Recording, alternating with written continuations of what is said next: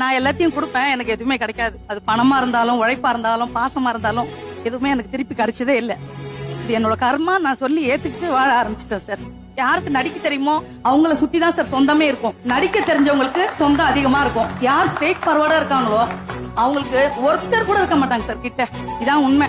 நான் குடும்பத்துக்காக நிறைய செஞ்சு பாசமாவோ இல்ல பினான்சியல் ஹெல்ப் எதுவா இருந்தாலுமே குடும்பத்துக்காக நம்ம உழைச்சது ஃபுல்லாவே கொடுத்துடணும், எனக்குன்னு வேணும்னு எடுத்து வச்சது இல்ல.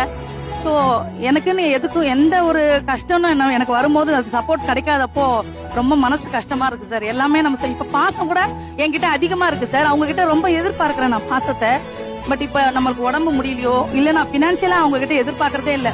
உடம்பு முடியாதப்போ ஒரு ஆறுதலான வார்த்தைகள் அது போதுமே. அது கூட கிடைக்காம அப்ப நம்ம என்ன எதுக்காக அவங்களுக்காக இருந்தோம்? அவங்க ஒருத்தர் கூட பக்கத்துல இல்லன்னும் போது அது எந்த அளவுக்கு மனசுல நீங்க பாதிப்பு சப்போர்ட் பண்ண ஃபேமிலி நல்லா இருக்கலாமா இன்னைக்கு?